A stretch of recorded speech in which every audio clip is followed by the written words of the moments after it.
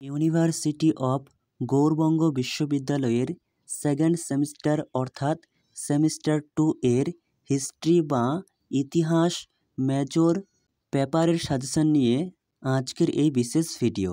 অর্থাৎ প্রিয় শিক্ষার্থী বন্ধুরা, তোমরা যারা ইউনিভার্সিটি অব গৌড়বঙ্গ বিশ্ববিদ্যালয়ের অধীনে বিভিন্ন কলেজে সেকেন্ড সেমিস্টারে পড়াশুনো করছো এবং সেকেন্ড সেমিস্টারে যাদের হিস্ট্রি বা ইতিহাস মেজর সাবজেক্টটি রয়েছে, সেই হিস্ট্রি মেজর 3 পেপারের সম্পূর্ণ সাজেশন নিয়ে আজকের এই ভিডিওটি উপস্থাপন করা হয়েছে।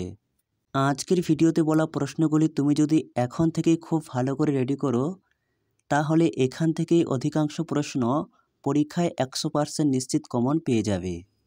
University of Gour Banga suggestion 2024 semester 2 examination under NEP history major paper code HISMJMC অর্থাৎ major 3, paper name history of India post Gupta 2 1200 AD।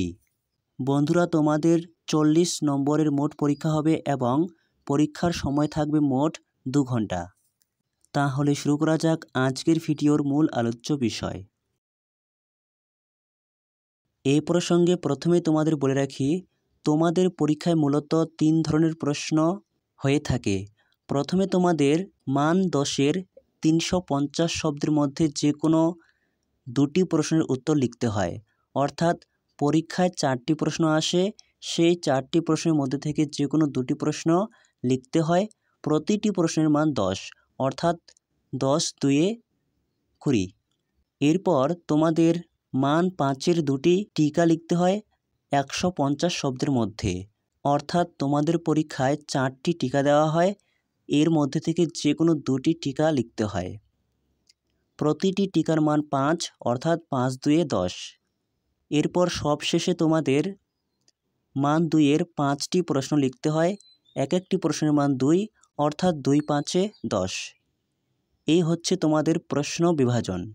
এবার দেখে নেওয়া যাক 2024 সালের সেকেন্ড সেমিস্টার পরীক্ষার জন্য মান 10 এবং মান 5-এর জন্য কোন প্রশ্নগুলি তোমাদের একান্ত গুরুত্বপূর্ণ, যেগুলি তোমাকে পড়তেই হবে।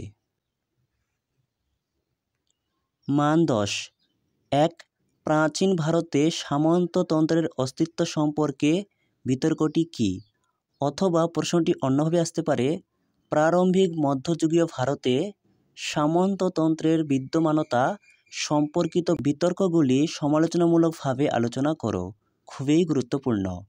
2 পর্বে পল্লব কারা, পল্লবদের শিল্প, স্থাপত্য ও সাহিত্য সম্পর্কে আলোচনা করো। অথবা ভারতের শিল্প, স্থাপত্য ও সাহিত্য পল্লবদের অবদান আলোচনা করো। অথবা পল্লবদের শিল্প এবং স্থাপত্যের একটি সমালোচনামূলক প্রশংসা মূল্যায়ন করো।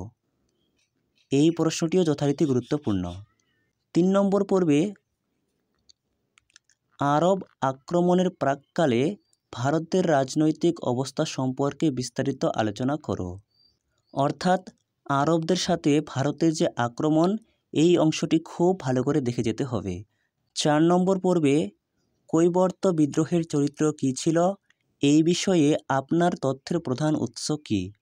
অথবা প্রশ্নটি আসতে পারে, কৈবর্ত বিদ্রোহ সম্পর্কে যা জানো লেখো। 5 নম্বর পর্বে উত্তর ভারতে হর্ষবর্ধনের কৃতিত্বের মূল্যায়ন করুন। অথবা প্রশ্নটি আসতে পারে, হর্ষবর্ধনের কৃতিত্ব আলোচনা করো, তাকে কি উত্তর পদনাথ বলা যায়? ঐতিহাসিক মূল্যায়ন সহ আলোচনা করো।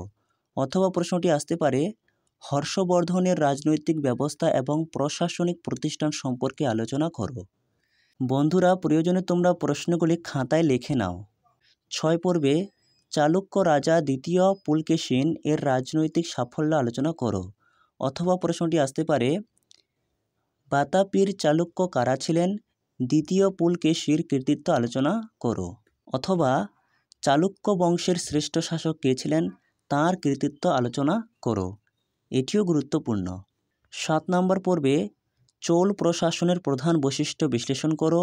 8. ত্রিশক্তি সংগ্রাম কাদের মধ্যে হয়েছিল? এই সংগ্রামের মূল কারণ কী ছিল? অথবা প্রশ্নটি অন্যভাবে আসতে পারে, পাল, রাষ্ট্রকূট এবং গুর্জরা প্রতিহারদের মধ্যে ত্রিপক্ষীয় সংগ্রামের একটি বিবরণ সমালোচনামূলকভাবে লিখুন।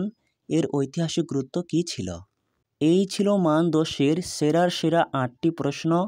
এই 8টি প্রশ্নের মধ্যে থেকে তোমরা পরীক্ষায় 2টি প্রশ্ন কমন পেয়ে যাবে।